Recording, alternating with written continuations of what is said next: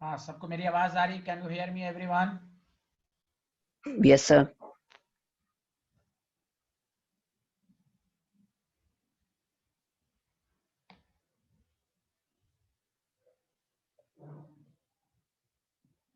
Good. तो हम लोग कल एनालाइज कर रहे थे, सारे लोग सुने, मैं 2 मिनट में रिवीजन कर देता हूँ। हम लोग आयोनाइजेशन एनर्जी एनालाइज कर रहे थे। आयोनाइजेशन एनर्जी क्या होता है ये हम पढ़ चुके हैं। ये किन बातों पर डिपेंड करता है? Size of atom.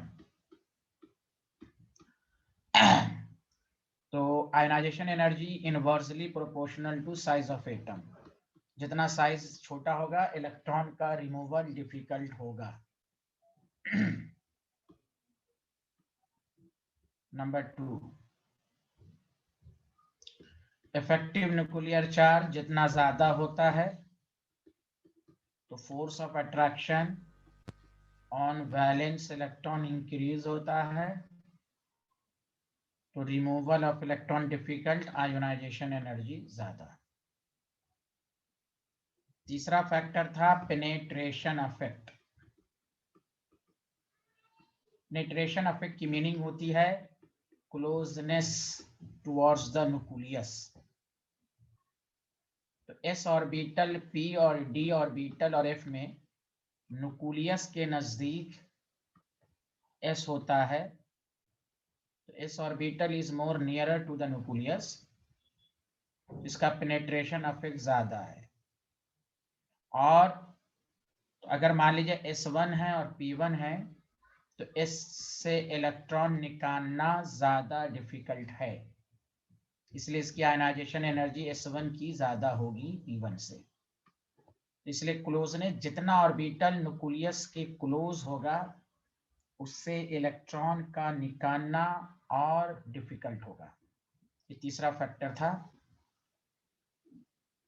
चौथा फैक्टर था half filled and fully filled configuration. आप पढ़ चुके हैं कि इसको हम स्टेबल कन्फिगरेशन कहते हैं। जब कोई चीज स्टेबल होती है उससे इलेक्ट्रॉन का निकालना मुश्किल होता है। रिमूवल ऑफ इलेक्ट्रॉन डिफिकल्ट तो आयनाइजेशन एनर्जी हायर। तो बताइए, ये 4 फैक्टर पढ़ाया था, सबको समझ में आया? रिवीजन करा क्या? बोलिए सारे लोग हाँ या ना, जल्दी बताएं। Yes sir. Yes, sir. Yes, sir. Good. अब आइए, इसमें लॉजिक क्या है जो मैंने लास्ट पॉइंट लिखवाया था कि पेनेट, गौर से सुने, मैं लिखा चुका हूं, पेनेट्रेशन अफेक्ट हो and stability of half filled, fully filled configuration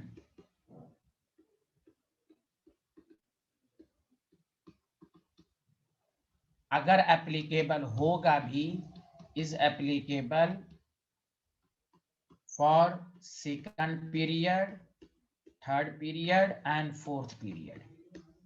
अब वो भी among adjacent element, among the adjacent element।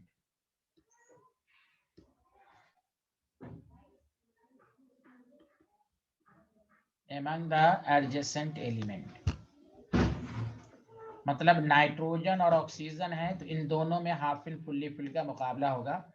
अब नाइट्रोजन फ्लोरीन है तो अब ये एडजेसेंट नहीं है, 7 और 9 दो, यानी एडजेसेंट का मतलब एटॉमिक नंबर का डिफरेंस 1 हो।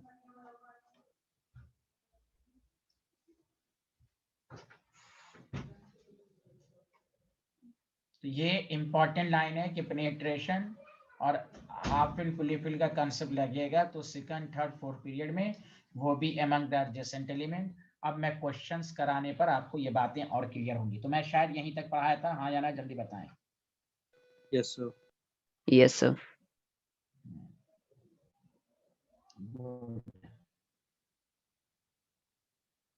अब आइए टॉपिक डालिएगा, आयोनाइजेशन एनर्जी। अब यहाँ से सारे लोग टॉपिक लिखिए। and periodic trend. And periodic trend.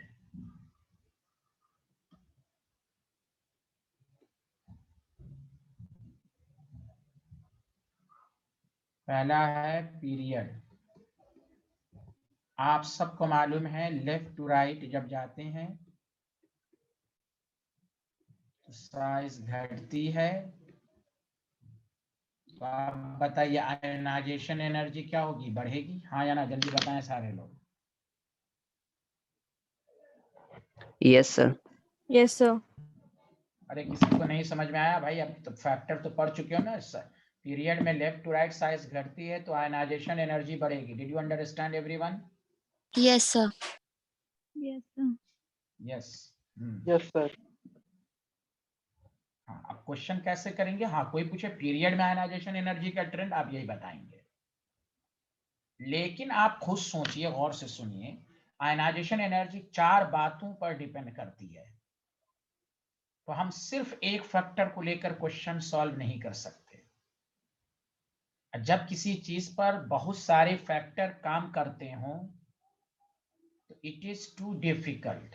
हाँ, वो छोटे मोटे क्वेश्चन को कर लेने से ये नहीं, आपको ऐसा कंसेप्ट समझना है कि चाहे आयनाइजेशन पर कहीं से भी क्वेश्चन आए आपको आसानी से आंसर देना है। हाँ, कोई पीरियोडिक ट्रेंड पूछे, पीरियड में आयनाइजेशन एनर्जी का क्या ट्रेंड है, आप कहिए आयनाइजेशन एनर्जी इंक्रीजेस। लेकिन बीच बीच में थोड़ा सा ट्रेंड चेंज भी होगा। रेगुलर ट्रेंड नहीं है कि आयनाइजेशन एनर्जी लगातार लेफ्ट टू राइट इंक्रीज करेगी। हो सकता है बीच में हाफ फिल फुल्ली फिल का कंसेप्ट आ जाए, हो सकता है पेनेट्रेशन का इफेक्ट आ जाए। हम सिर्फ साइज को देखकर आंसर नहीं देंगे। लेकिन अगर स्कूल के एग्जाम में या ऐसे भी कोई आपसे पूछे कि what is the trend of ionisation energy in periodic trend, तो हम कहेंगे साइज घटता है तो आयनाइजेशन एनर्जी इंक्रीज होता है। लेकिन ये माइंड मेकअप हो कि हम सिर्फ साइज को देखकर क्वेश्चन सॉल्व नहीं कर सकते। Did you understand everyone? हाँ या ना, जल्दी बताएं।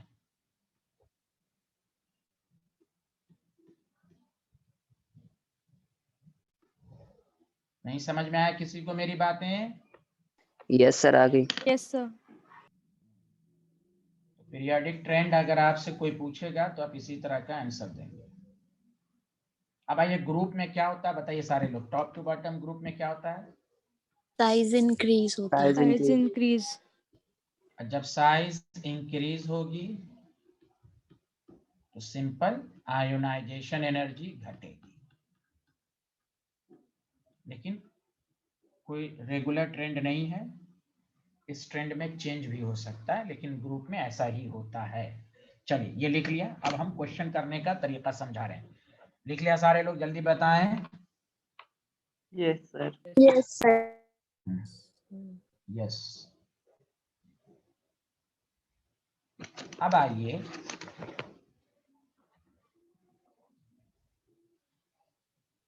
मैं शुरू का 20 मिनट मैं डिटेल में बताऊंगा, उसके बाद ही मैं शॉर्ट ट्रिक्स वगैरह दूंगा। पहले डिटेल में समझें। जैसे सबसे पहले एग्जाम्पल फर्स्ट, या एग्जाम्पल क्या, पीरियड फर्स्ट। पीरियड फर्स्ट में हाइड्रोजन है और हीलियम है। अगर मुझे साइज का ऑर्डर पूछा जाए तो आपको मालूम है लेफ्ट टू राइट साइज घटती है, लेकिन हीलियम की साइज फिर भी बड़ी होगी। कोई रीजन बता सकता है? सर नोबल क्योंकि गैस। नोबल गैस है। हाँ, तो नहीं, नोबल गैस है तो क्या होगा ये पहले बताएं। Wonderwall van der Waals radius. हाँ, वेरी गुड। आप सुने, आयोनाइजेशन एनर्जी का ऑर्डर पूछा जाएगा तो फिर भी हीलियम का ज्यादा होगा, क्योंकि हीलियम 1s² है, नोबल गैस है। इसलिए मैंने कहा कि आप सिर्फ साइज को देखकर आंसर नहीं दे सकते। अब एग्जामिनर रीजन पूछेगा स्कूल के लिहाज से तो अभी कहेंगे बिकॉज रिमूवल ऑफ इलेक्ट्रॉन। मैं शुरू के कुछ एग्जाम्पल रीजन के साथ लिखाऊंगा, बाद में मैं शॉर्ट ट्रिक सब दूंगा, because removal of electron is difficult from helium, इसलिए आयनाइजेशन एनर्जी इंक्रीज करेगी। पहले बताइए सबको पहला एग्जांपल समझ में आया? हाँ या ना, जल्दी बताएं। Yes, sir. Yes, sir. Yes, sir. इसलिए Yes, sir. आयन, हाँ वेरी गुड। तो ये पहला पीरियड का हाइड्रोजन हीलियम में कुछ पूछे तो आपको इस तरह आंसर देना है।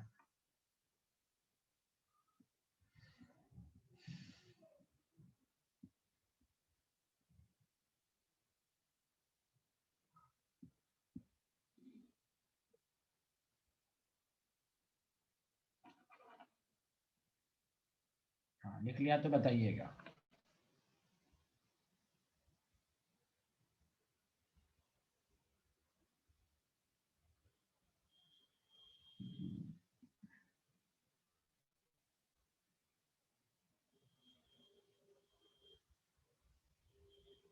लिख लिया सारे लोग?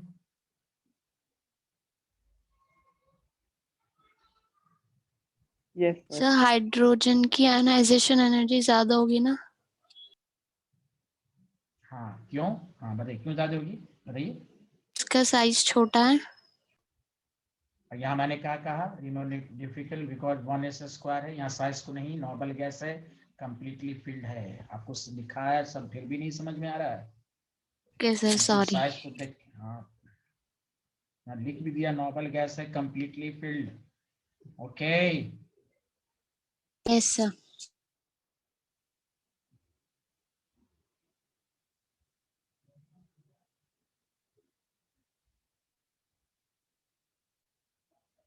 Any problem? और किसी को डाउट पूछना है? सबको समझ में आया? साइज के लिहाज से हाइड्रोजन का होना चाहिए था, बट हम सिर्फ साइज को देखकर आंसर नहीं देंगे। सुना सारे लोग? नॉर्मल गैस है, कंप्लीटली फिल्ड है, 1s² से इलेक्ट्रॉन निकालना मुश्किल है। बोलिए any problem? No, sir. No, sir. No, sir. कोई बात नहीं, धीरे धीरे कॉन्फिडेंस आ जाएगा, घबराए नहीं। अब आइए, ionisation energy of period second. अब यहां से समझने की कोशिश कीजिए। पीरियड सेकंड कोई लिखेगा नहीं, पहले समझिएगा। लिथियम है, बेरिलियम है, बोरॉन है, कार्बन है, नाइट्रोजन है, ऑक्सीजन है, फ्लोरीन है, नियॉन है। पहले आप चेक कर लें, ये नॉर्मल गैस है, कंप्लीटली फिल्ड है, हाँ या ना? जल्दी बताओ। NS², yes sir. NP6। Yes, sir. Very good. अगर हम सिर्फ साइज से आंसर देंगे ना, तो स्टूडेंट जो साइज का ऑर्डर है आप उसका उल्टा लिख दीजिए आयनाइजेशन, लेकिन गलत। क्योंकि आयनाइजेशन एनर्जी 4 बातों पर डिपेंड करती है। आप घबराए नहीं, मैं पहले डिटेल में बताऊंगा, फिर ऐसा फॉर्मूला बताऊंगा कि आपको कभी डाउट ही नहीं रहेगा आयनाइजेशन में। लेकिन पहले डिटेल मेथड, कंसेप्चुअल पार्ट पढ़ें, लॉजिक, उसके बाद फिर मैं मैजिक बताऊंगा आपको। अब ध्यान दें, जैसे ही ऑर्डर ऑफ आयोनाइजेशन एनर्जी पूछेगा तो सबसे ज्यादा नॉर्मल गैस है, कंप्लीटली फिल्ड है, नियॉन का ज्यादा। उसके बाद साइज में छोटा फ्लोरीन है, हाँ या ना? जल्दी बताओ। सबसे छोटा साइज फ्लोरीन है। Yes, sir. फ्लोरीन का इलेक्ट्रॉन निकालना मुश्किल। अब नाइट्रोजन ऑक्सीजन में सारे लोग सुने, ऑक्सीजन की साइज छोटी, लेकिन नाइट्रोजन में आपको मालूम है हाफ फिल्ड है, P3, यहाँ P4 है। तो मैंने वही कहा था ना, half fill and fully fill का कंसेप्ट लगेगा तो एडजेसेंट एलिमेंट में। तो नाइट्रोजन ऑक्सीजन में, ऑक्सीजन का मैं उसको अलग करके भी पढ़ाऊंगा, नाइट्रोजन ऑक्सीजन में ऑक्सीजन का ज्यादा होना चाहिए था, लेकिन किसका ज्यादा होगा? नाइट्रोजन का। उसके बाद oxygen. Did you understand everyone? Yes sir. Yes, sir. घबराना नहीं है, मैं नाइट्रोजन वर्सेस ऑक्सीजन करके भी लिखवाऊंगा, पहले आपको मैं पूरा लिखवा देता हूँ। उसके बाद साइज में छोटा कार्बन है, कार्बन का होगा। फिर साइज में छोटा बोरॉन है, अब बेरिलियम है। फिर यहाँ पर आपको लॉजिक लगाना है कि बेरिलियम का होगा पेनेट्रेशन इफेक्ट 1s², 2s², यहाँ s से इलेक्ट्रॉन निकालना है, 1s², 2s², यहाँ P1 से है। बहुत सारे स्टूडेंट लिख देते हैं s कंप्लीटली फिल्ड है इसलिए ज्यादा, गलत। एग्जामिनर 0 नंबर देगा। बेरिलियम बोरॉन में पेनेट्रेशन, s से इलेक्ट्रॉन निकालना मुश्किल। और मैं फिर वही बात कह रहा हूं, पेनेट्रेशन इफेक्ट लगा एडजेसेंट एलिमेंट के बीच में। इसका ये मतलब नहीं है कि बेरिलियम की आयनाइजेशन कार्बन से ज्यादा हो जाएगी, नो। एडजेसेंट के बीच में ही पेनेट्रेशन लगेगा। नाइट्रोजन हाफ फिल्ड है तो इसका ये मतलब नहीं कि इसकी आयनाइजेशन एनर्जी फ्लोरीन से भी ज्यादा हो जाएगी, no. adjacent element concept of half filled and fully filled is applicable among the adjacent element. Penetration effect applicable among the adjacent element. Did you understand? Yes, sir. और सबसे कम ionization energy होगी lithium की। ये है पूरा order. अब इसको रट्टूमल की तरह पढ़ना नहीं है, और उसके बाद में फॉर्मूला बताऊंगा। फॉर्मूला जब बताऊंगा ना तो इतना ये सब देखने की जरूरत भी नहीं पड़ेगी, इलेक्ट्रॉनिक कॉन्फ़िगरेशन की देखने की जरूरत नहीं पड़ेगी। लेकिन उसको समझने से पहले लॉजिक समझें कि नियॉन की इसलिए ज्यादा है कि नोबल गैस है, कंप्लीटली फिल्ड है, sp से इलेक्ट्रॉन निकालना, जो हाईली स्टेबल से इलेक्ट्रॉन निकालना मुश्किल है। Did you understand everyone? सबको समझ में आया यहाँ तक? जल्दी बताएं। Yes, sir. Yes, sir. अब इसको मैं दूसरे फॉर्म में लिखवा देता हूं आपको, कि आपको स्कूल में कैसे लिखना है वो भी मैं बता देता हूं, कि अगर आपको ये तो हुआ ऑर्डर, डायरेक्ट क्वेश्चन पूछा जाता है।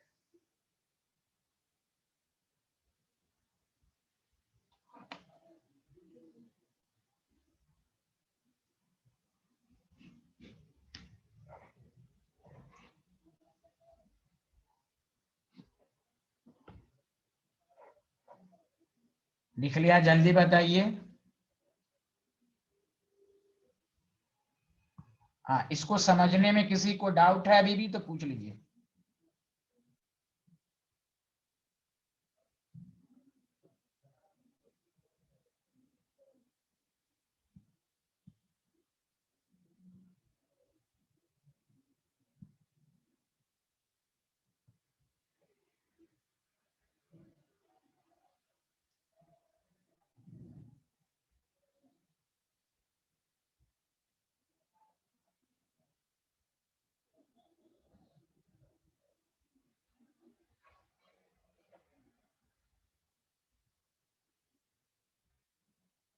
हाँ, लिख लिया सारे लोग? हाँ या ना, जल्दी बताएं। Yes, sir. आप ध्यान दीजिएगा कि मैं अलग करके भी पढ़ा देता हूं, गौर से सुनिए। नाइट्रोजन वर्सेस ऑक्सीजन, ये हर स्कूल के यूनिट टेस्ट का फेवरेट क्वेश्चन, हाफ ईयरली वगैरह, फाइनल का आयनाइजेशन पे। गौर से सुने। नाइट्रोजन का है 1s², 2s², 2p3। ऑक्सीजन का है 1s², दोबारा मैं समझा देता हूं, 2p4। अगर हम साइज की बात करें तो order of size left to right size घटता है, तो नाइट्रोजन की साइज बड़ी है। खासकर इल्मा असलम जरूर देखें, वो बेचारी बहुत ही थिंकर हैं, उनको फिर 10 मिनट के बाद याद आता है। तो ऑर्डर ऑफ आयनाइजेशन एनर्जी फिर भी नाइट्रोजन की ज्यादा होगी। बताओ रीजन क्या देंगे? तो आप कहेंगे बिकॉज नाइट्रोजन हैज, स्कूल के एग्जाम में इसी तरह लिखेंगे, nitrogen has stable configuration due to half filled p orbital.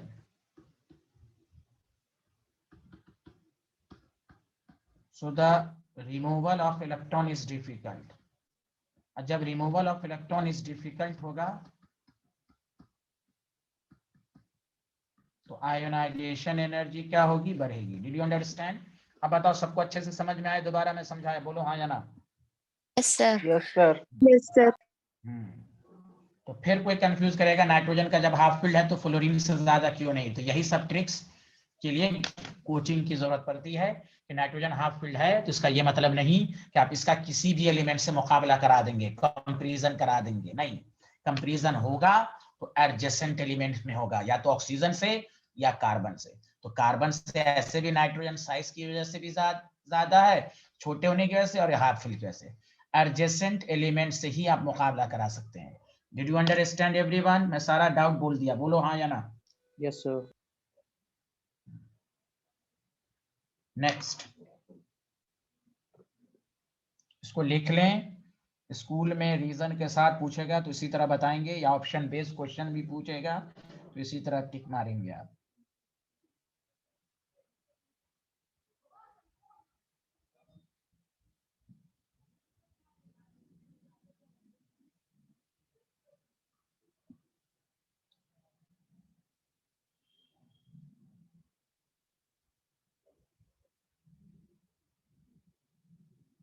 हाँ लिख लिया। Yes, sir. उसी तरह सेकंड पीरियड में आपको बेरिलियम वर्सेस बोरॉन, दोबारा सुने, पूछेगा beryllium 1s², 2s², boron 1s², 2s², 2p1, order of size, size का ऑर्डर पूछा जाए, लेफ्ट टू राइट साइज घटती, देखिए एटॉमिक नंबर 4 और 5 बेरिलियम ही की साइज बड़ी है, लेकिन अगर ऑर्डर ऑफ आयोनाइजेशन एनर्जी पूछा जाए तो बेरिलियम ही का ज्यादा होगा। Ilma Aslam, can you hear me? समझ में आ रहा है Yes, साइंटिस्ट? sir. या तो अब यहाँ पर ये नहीं कहेंगे इस कंप्लीटली फील्ड है, ये सब है, आपको ये कहना है कि because removal of electron from s orbital is more difficult than p orbital due to, examiner इसी पर नंबर देगा, due to more penetration effect. Did you understand? of s orbital. बोलो सबको समझ में आया? हाँ या ना, जल्दी बताओ। Yes, sir. Yes, sir.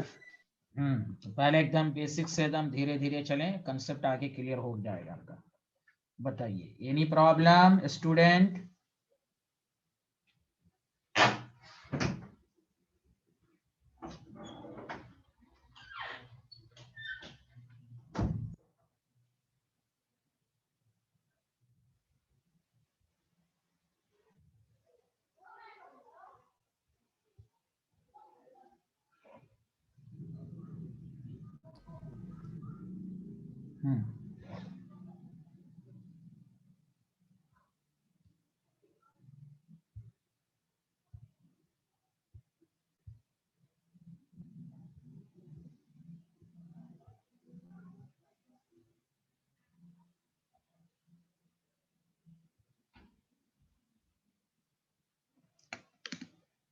लिख लिया?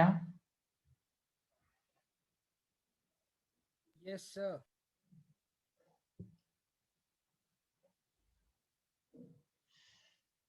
एक ही स्टूडेंट बोल रहा है लिख लिया भाई, बाकी के मुंह में आवाज नहीं है, मैं म्यूट कर दूं सबको? Yes, sir. लिख लिया। लिख लिया बोलते सर। क्यों नहीं है? और जब मैं आगे बढ़ूंगा तो बोलेंगे सर पिछला स्लाइड दिखा दीजिए, जल्दी बोला करें। Yes, जिनको sir, नहीं लिख आ रहा दिया। तो मैसेज करें, मैसेज भी करें, जिनको नहीं बोलना है तो। जो बहुत ही शरीफ हैं, आवाज नहीं निकलती है, तो वो मैसेज भी कर सकते हैं। टीचर जब आगे बढ़ता है तो सर पिछली स्लाइड दिखाइए। Yes, good. तो ये हुआ सेकंड पीरियड का। अब गौर से सुनो अच्छे से, ऑर्डर ऑफ आयोनाइजेशन एनर्जी और पीरियड थर्ड, गौर से सुने। सोडियम है, मैग्नीशियम है, एल्यूमिनियम है, सिलिकॉन है, फास्फोरस है, सल्फर है, क्लोरीन है, आर्गन है। सब बताओ, इसमें स्टेबल कन्फिगरेशन आर्गन में है नोबल गैस की वजह से, हाँ या ना, जल्दी बताओ। Yes, sir. Yes, sir. Yes. तो अगर हमें ऑर्डर ऑफ आयोनाइजेशन एनर्जी पूछेगा तो सबसे ज्यादा आर्गन, आर्गन के बाद क्लोरीन की साइज छोटी है तो क्लोरीन। अब फास्फोरस सल्फर में सल्फर का ज्यादा होना चाहिए, लेकिन फिर वही फास्फोरस और सल्फर। मैं यहीं पर रीजन अब 10 दफा तो रीजन लिखूंगा नहीं। NS² NP3 stable configuration.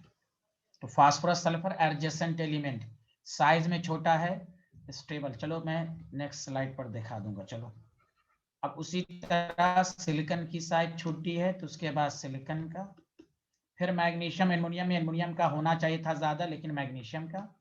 Penetration of it. Did you understand everyone? Did you understand everyone? Yes, sir. Yes, sir. Yes, sir. हाँ, मेरी आवाज क्लियर नहीं आ रही क्या आप लोगों को? आ रही है सर। क्लियरली आ रही है? अरे मरियम को आ रहा है, मरियम स्टूडेंट को Yes, sir. कुछ आ रहा है, कुछ आ रहा है समझ में आपको scientist? Yes, sir. Thank you, लिख लें सारे लोग। अब हम ये पूरा लॉजिक सिखाएं, अब आप मैजिक के लिए तैयार रहिए कि मैं मैजिक आपको सिखा रहा हूं।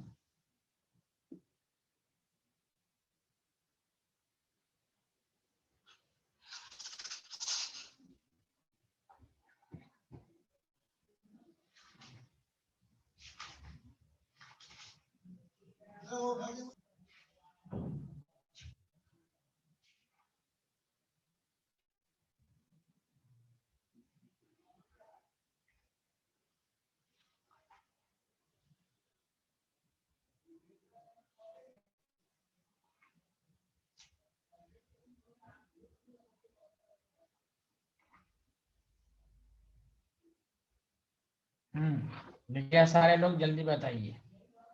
Yes, sir. No, sir. हम्म,